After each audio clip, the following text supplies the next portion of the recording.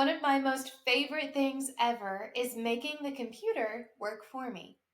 Today, let's talk about Outlook. Email is probably one of the most used forms of communication. You get emails constantly, work emails, personal emails.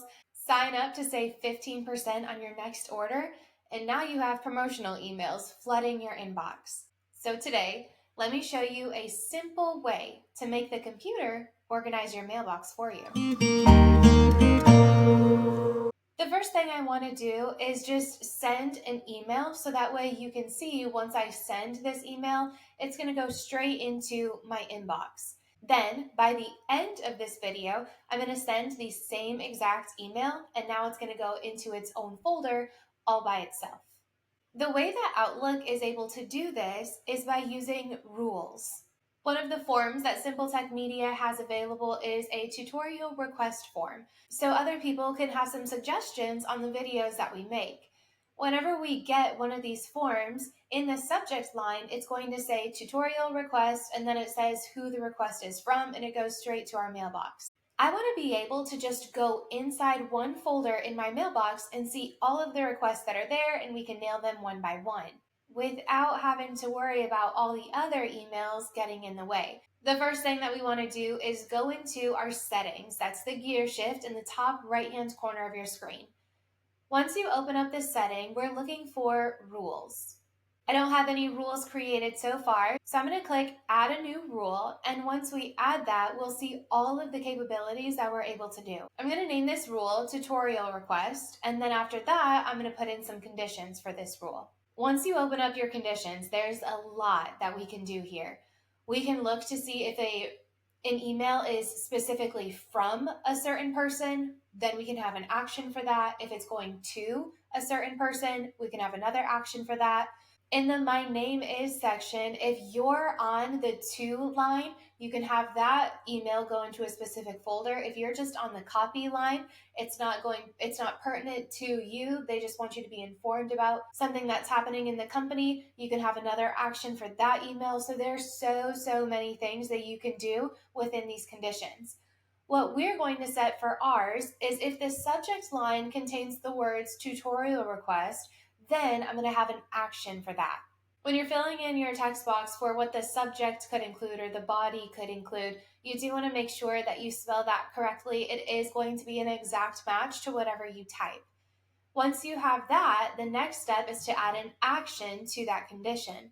Before we move on to the action section, you can put multiple conditions on one rule. So if the subject line says a certain thing and then it's from a certain person, then what action do you want to have for that? So you can label rules on top of each other to make sure that exactly what you need to be done is getting finished.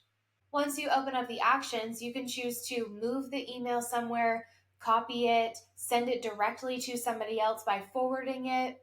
You can send an automatic reply. There's so many actions that you can apply to one of those emails, and the computer generates all of those actions for you. For this specific example, we said that we wanted all of the tutorial request emails to go straight into the tutorial request folder.